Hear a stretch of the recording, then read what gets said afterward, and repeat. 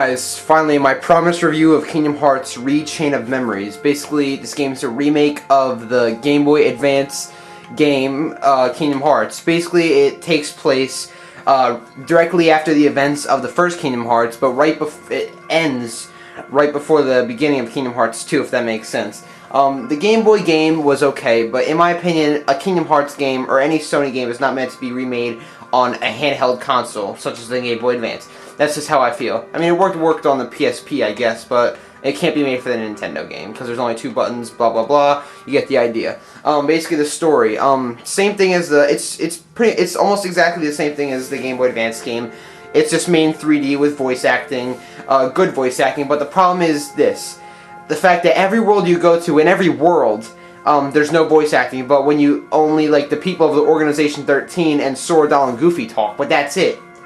You know, it's just, the game feels empty in terms of voice acting, but anyway, the story, basically, you know, if you remember Kingdom Hearts 1 at the end, where, they're running in the grass chasing Pluto because he has that letter from King Mickey, yeah, then, basically, they start sleeping, right? Then Sora wakes up and he sees a hooded man, part of Organization 13, and he leads him to this place called Castle Oblivion, which is where he kidnapped Sora's lost memory friend, who he can't remember. Her name is Naminé, and he tries to chase Riku, but Riku's acting strange, and you'll find out eventually why he is acting strange.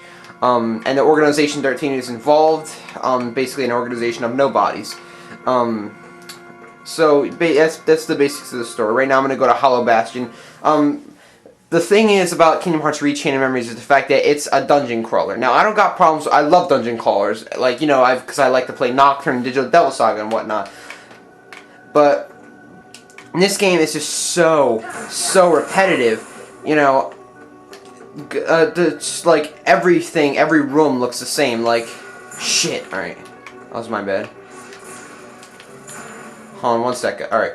Basically, what you do is you click triangle near a door.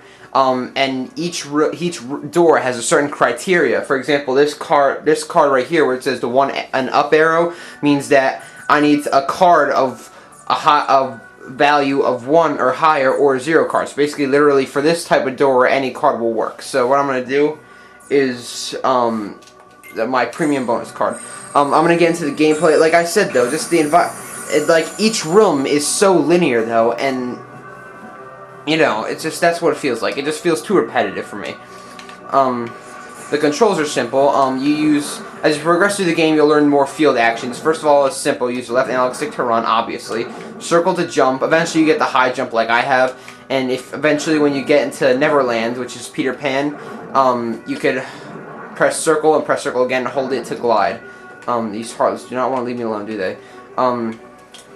Also, one more complaint about this game is the fact that you go through every world that you went to in the first game, so there's nothing new to it. Basically, it's the same story. It's just the worlds takes like half hour. That's it. These worlds are quick, like bang done. That's it. You could also attack, swing your Keyblade with X. You know, lots of simple field actions. Square to dodge roll.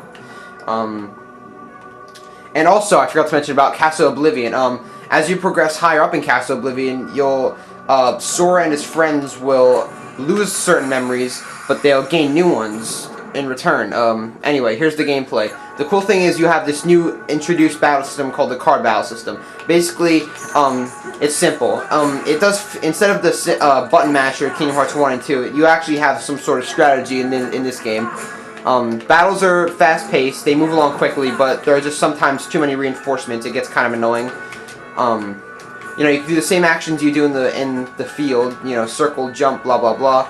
Also, like, first of all, if you're noticing the numbers on the cards, basically means its value, its power. If an enemy places a card that's, for example, a 5 card, and you place a 6 card, right, then see, I just card broke him. I used a 9 card, he had a 2 card.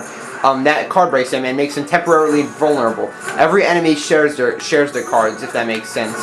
And the same thing with you. If an enemy places a card with a higher number than yours, you get card broken and you're vulnerable. Now you also have the stacking button, which basically what you do is you press. Hold on, what's that, guys? Shit. Basically what you do is, hold on one second, let me reload my cards. What you do is you press triangle, boom, boom, boom. I press triangle. Now, these special moves where it says strike raids, that's called a slate. That'd be cool if I would have hit him, but anyway, you know, you learn slates as you level up. Hold on, I'm having a hard time with this now. I'm fighting and talking. It's hard still after 101 videos.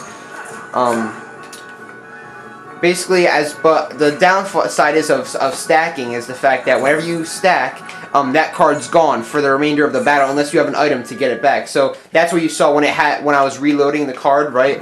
I could reload all cards that haven't been stacked yet. But then if you also use a special item called an elixir or a high potion, all those cards will be returned. So an elixir, a high potion returns literally all the cards you have in that attack cards you have in that deck. There are also, besides just attack cards, String or Cleaveblade, you also have magic cards. I can do fire. If I put 2 fires together or 3 fires together, I create Firaga. Boom, fire, dead. Shit. That'd be cool if I could hit you. That'd be cool. 3 cures create a Firaga, and so on and so forth. It's pretty simple to understand. Also, you know, for slates, you really gotta know, like I said, as you level up, you learn more slates. And for example, I'll probably show you at the end of this battle. But you know, you'll need certain number of cards to be stacked up, or certain types of cards. Like for example, I'm just gonna make this up. Like if you want to do a certain move, you'll need a card, like 3 cards combined of the same type, 3 of the same attack cards, and their value has to equal 20 to 25. I just made that up, but there probably is a value, like a type of move like that. I'll show you at the end of this battle. But yeah, like I said, this game does have a lot of tactics and strategy due to the card system, which makes it good. I do like strategy, and it is challenging. You could do pick from 3 difficulties to begin the game. You could do beginner, normal, and proud. I am doing normal because I don't want my game to be piss easy. You know. Goofy's awesome. Yeah, basically, like I said, even your party members have turned into cards. They're like a quote from the Hooded Man at the beginning of the game when you go to Traverse Town. Donald and Goofy are at the mercy of the cards. So that means certain enemies will drop them as cards. So you can also click them and summon them. And if you combine 2 of the same like friend card, like 2 Goofies or 3 Goofies, so on and so forth, you'll do a very powerful. It'll do the same move but just powered up. That's a roulette bonus. It basically changes a card into a premium card, which pretty much just makes it stronger, I think. I'm not sure how that works. Now about slates. I can click start to open my menu. I could go to status. And here are all my slates. Here are my physical skills.